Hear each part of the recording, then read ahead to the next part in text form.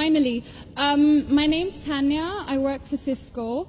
I'm not here to disagree with anything, but I've always had a lot of people, especially Muslims, well, not a lot of people, just Muslims, always telling me, because you're a Catholic, you're going to go to Jahannam, but we're Muslims, you need to convert and you will go to heaven. According to me, I'm a good Catholic. I try to be a good Catholic. I don't intentionally commit sin. But does that mean because I'm a Catholic, I'm going to go to hell, and if I'm a Muslim, I'm going to go to heaven? Sister asked a question that many of her Muslim friends say, because she's a Catholic, because she's a Christian, she will go to hell.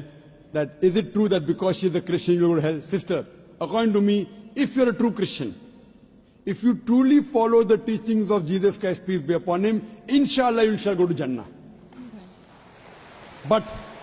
But if you truly follow the teachings of Jesus Christ, peace be upon him, Jesus Christ, peace be upon him, said, seek ye the truth and the truth shall free you.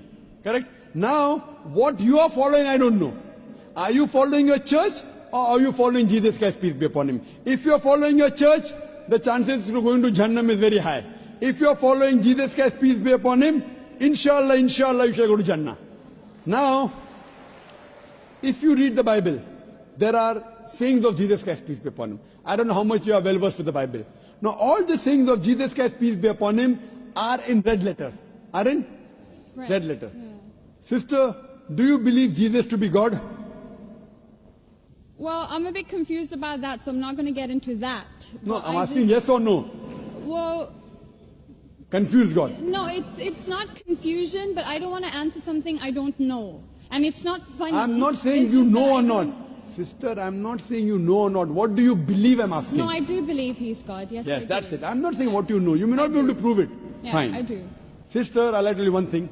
Islam is the only non-Christian faith which makes it an article of faith to believe in Jesus Christ, peace be upon him. No Muslim is a Muslim if he does not believe in Jesus Christ, peace be upon him. We believe that he was one of the mightiest messengers of God.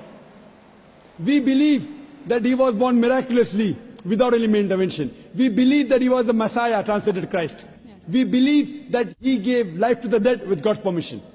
We believe that he healed those born blind lepers with God's permission. The Christian and the Muslim, they are going together. But one may ask, where is the parting of ways? The parting of ways is, sister, that most of the Christians, almost all, they believe that Jesus Christ, peace be upon him, is Almighty God. They believed he claimed divinity. In fact, if you read the Bible, there is not a single unequivocal statement.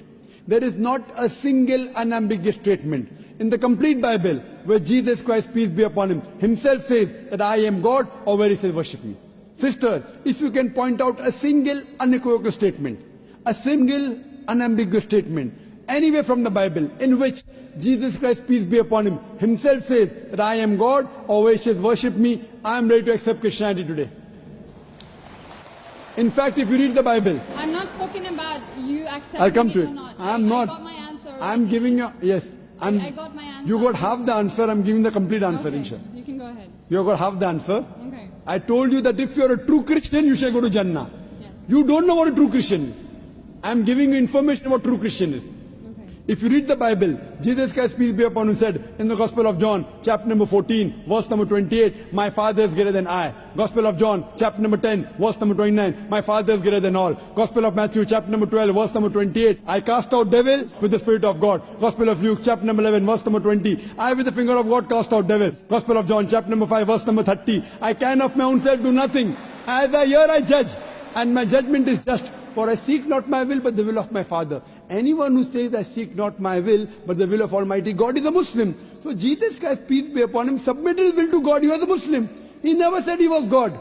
It's clearly mentioned in the Gospel of John, chapter 14, verse number 24. Jesus Christ, peace be upon him, says that the words that you hear are not mine, but my Father's who has sent me. And it's clearly mentioned in the book of Acts, chapter number 2, verse number 22. Ye men of Israel, listen to this. Jesus of Nazareth, a man approved of God amongst you by wonders and miracles and signs, which God did by him, and you are witness to it.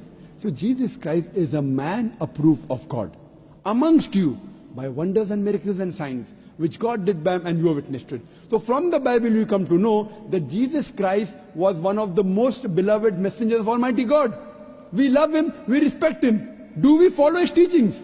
if you compare what Jesus Christ, peace be upon him, said in the Bible, I told that yesterday, that we Muslims, we follow more of the teachings of Jesus Christ, peace be upon him.